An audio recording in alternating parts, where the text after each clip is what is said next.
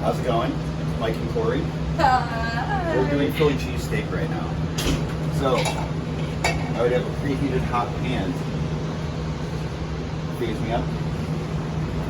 Bada bing. You can see that it's starting to get viscous already, clarifying itself. So we know it's a little bit hot. I know it's a lot bit hot. About 5 ounces of cheesesteak meat.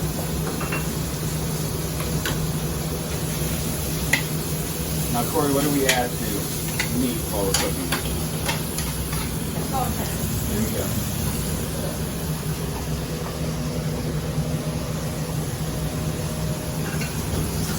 Don't forget the salt bag. There you go. Ew. Alright, while that's cooking, she's going to lay down the bread. Obviously with phase. Hold it around a little bit. Set up the plate.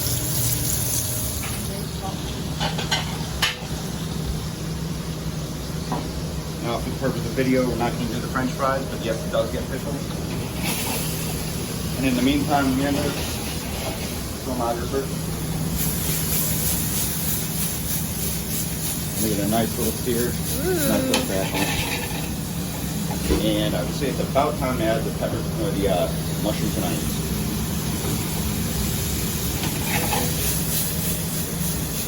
Look at all the tossing on real nice. Now there is a way to make it cook faster. And I just tap it off a little bit.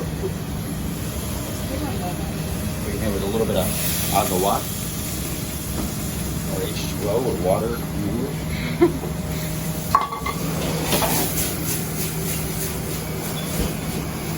Now with all this pink and red is dissipating on there, you know it's almost there. We're actually cooking pretty fast. We don't want to cook it totally to dead. We don't want any black in there. I would say that's a good point. What we do, we'll move, roll to the back, start getting an even layer. Queso. Now it's pepper jack cheese. It's going to lay evenly so that there's a little bit in each bite.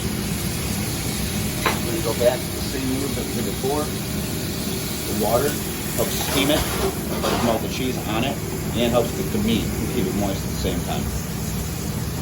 That's going to be about another 10 seconds. You want to put the bun down, the roll. That's our Hoagie Roll baguette.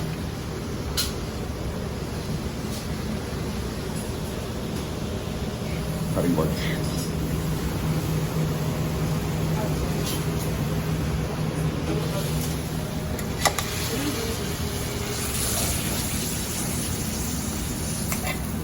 Not the most fancy thing in the world right here.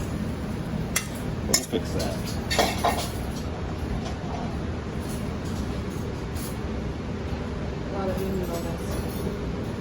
What?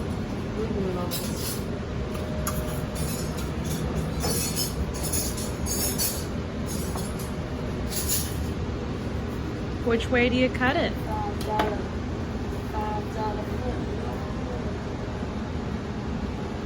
A nice little cheesesteak. Mmm, delicious. All right, so we got turkey panini. It's a pesto panini. So first step we want is we have our phase.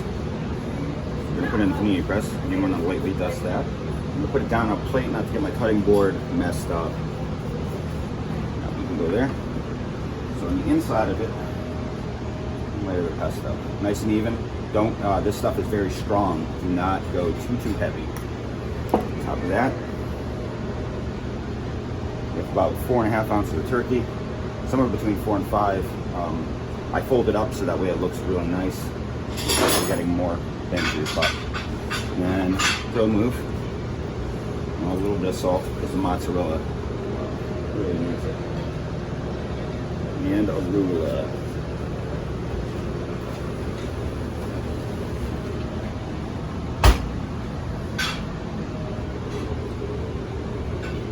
So essentially what you have is a caprese with turkey.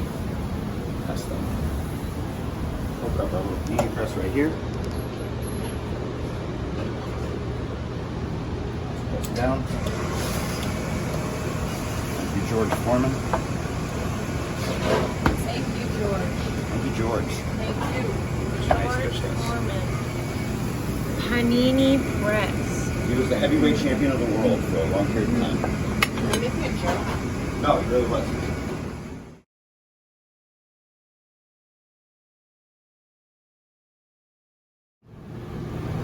Alright, back on the panini press. George Foreman did as well. See the brown marks. Thank you, George. Do not use a metal spatula to get that off.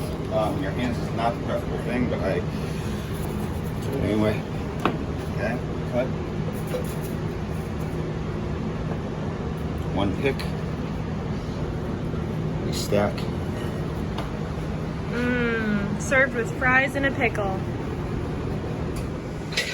We're back. Brisket tacos. So I have my brisket meat in the pan.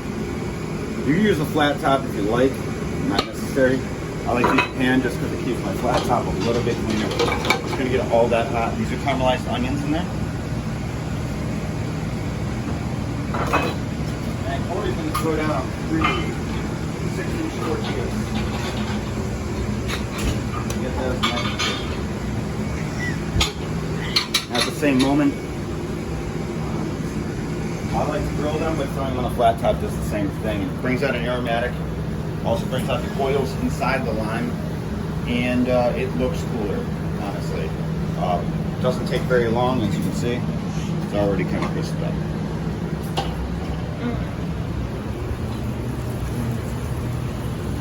I'm going to flip my wraps and keep them on a dry surface, or else you're going to get this little bit, as you can see, left over from the face. Now the brisket is heating up here.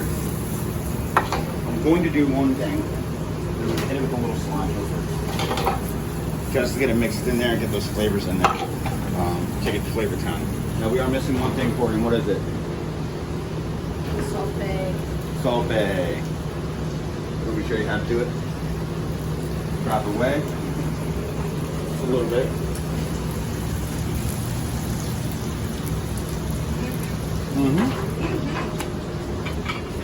Now these are nice and pliably crispy, easy to hold, and hot. More important. Alright, so our meat, nice in here, nice in here. And now I'm not using a whole bunch of product. You probably want to double up on this. I would say 2 ounces per taco, but for cost purposes, we're only using this much. And we finish with just a little bit more cilantro. It's easy to spread it all over the plate, make it look nice. And like I said, these are going to be bulked up and bigger. So you're pretty much looking at double what I put on this video. Other than that, we're going to eat and enjoy.